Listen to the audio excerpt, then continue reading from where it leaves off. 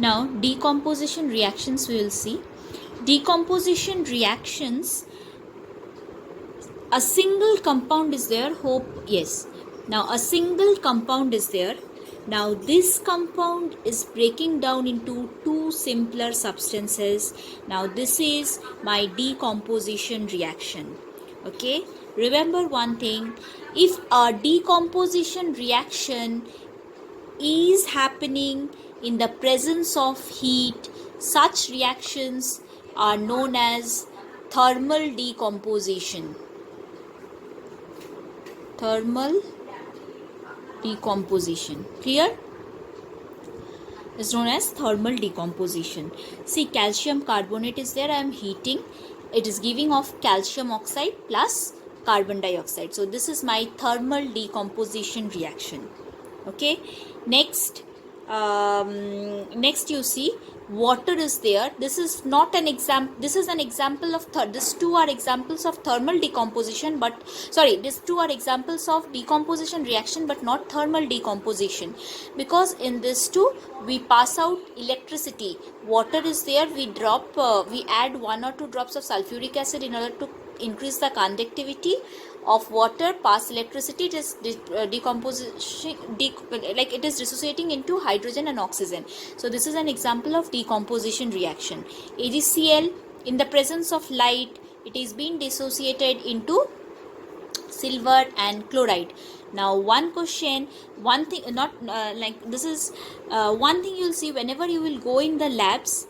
In your lab, silver salts are generally kept in colored bottles.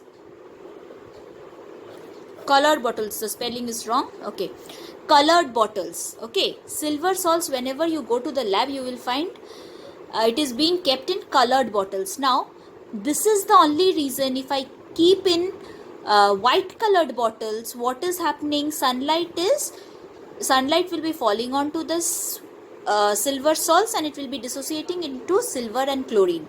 So what we do, in order to avoid that, we keep it in colored bottles, dark colored bottles, so that the light is not able to dissociate silver salts into silver and chlorine.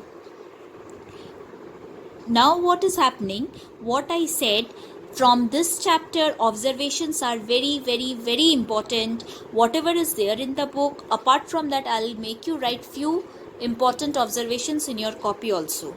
Okay, now you see copper carbonate. Okay, copper carbonate, when I am heating, it is giving copper oxide plus CO2. Okay, now what is the observation? Now question comes, what happens when copper carbonate is heated? Now what happens, you will see the color of copper carbonate to be green color. When I am heating this, you take a test tube, add copper carbonate, heat it. What is happening? This green colored substance gets converted into a black colored residue, which is my copper oxide, along with the evolution of a colorless, odorless gas. This is carbon dioxide. Now, so my observation, what is my observation? A green colored substance on heating gives a black colored residue along with the evolution of a colorless, odorless gas. Now remember, from this chapter, now I will be giving you few important observations. Now if observation comes, you will just write the observation, color change. You will not be writing the equations. If you write the equations and the equation is wrong somewhere, or you do not balance it, or balancing wrong, you will not be getting marks will be deducted. Okay, so if it is not asked, you will not be writing. Clear? I'll be giving you few important observations. I'll show you first few important observations, then I'll make you write. Okay.